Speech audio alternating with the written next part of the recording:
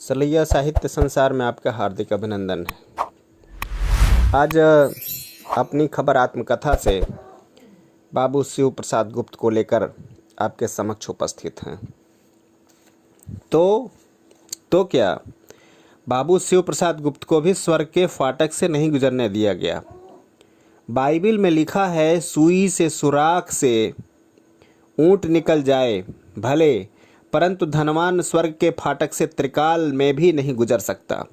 बाबू शिव प्रसाद गुप्त गैर मामूली धनवान, कहते हैं करोड़पति जमींदार साहूकार के उत्तराधिकारी थे। अगर मुझे मज़े में विदित न होता कि दोष देवताओं में भी होता है, तो दिवंगत बाबू साहब को मैं आदमी न कह देवता ही कहता। लेकिन जहाँ तक मुझे मालूम है, देवताओं को दिल नहीं होता, और आदमी यदि भरत बन जाए या बुद्ध, ईसा या श्री कृष्ण, रामकृष्ण परमहंस या गांधी, तो वह सर से पांव तक दिल ही दिल दिव्य दिखलाई देता है। सावन के सघन घन की तरह शिव प्रसाद जी सहज स्वभाव से सभी के लिए जीवनमय सजल थे। उनके रहते सेवा उपवन एक विशाल अतिथि निवास था। किसी तरह का भी गुणी हो, गुप्त जी के मन में उसके लिए उदार आदर भाव सुरक्षित था। विद्यार्थियों को, विद्यालयों को, समाज सेवकों को, राष्ट्रकर्मियों को, नेताओं को मालवीय जी और गांधी जी को बाबू शिव प्रसाद गुप्त मुक्त हस्त दान दिया करते थे, और वह भी भावपूर्ण भक्ति से। महामना मालवीय जी पर तो वह लोट पोट मुग्ध थे। उन्हें पिता अपने पुत्र को और गोविंद मालवीय को भाई कहा करते थे।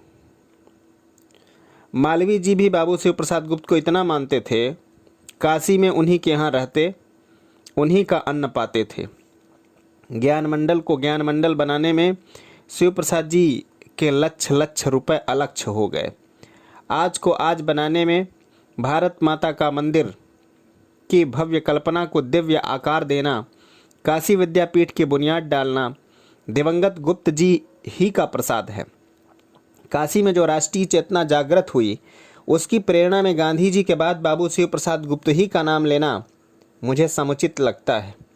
शिव प्रसाद जी के प्रसाद का पुण्य प्रकाश सारे उत्तर प्रदेश में, खुशबू सारे देश में थी। शिव प्रसाद जी इतने मोटे थे कि लगता था कि उनका विशाल हृदय बूझकर ही विधाता ने वह बड़ा घर उन्हें बख्शा था। शिव प्रसाद जी का बंगला, बड़ा मोटर, बड़ी बड़ी कैसे कैसे बड़े बड़े वायलर घोड़ों की जोड़ी थी उनकी, जिसके पीछे वर्दीधारी दो दो साइस राहगीरों को तेज स्वर से सावधान करते रहते थे।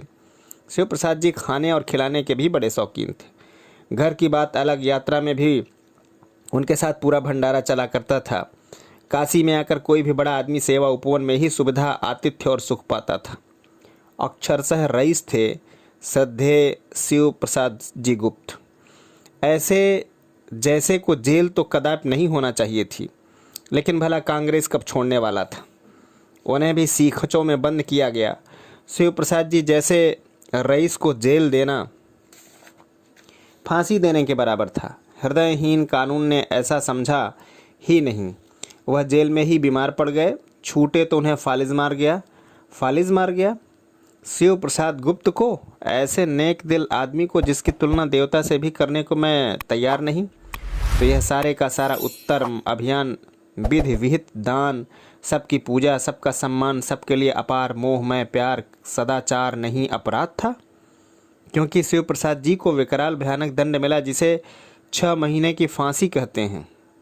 जिस सेवा उपवन में उन्होंने सारे संसार की सेवा की थी, उसी में बहुत दिनों तक वह पक्षाघात के परम पीड़ित पहियादार गाड़ी पर झुंझलाते, खुनसाते घुमाए जाते थे। वह अक्सर बनारसी बोली में व्यथा बिहवल दुहाइयाँ दिया करते थे। रमवा रे रमवा, कौन गुनाहवा करली रे रमवा। तो क्या बाबू शिव प्रसाद गुप्त को भी स्वर्ग के फाटक से नहीं गुजरने दिया गया?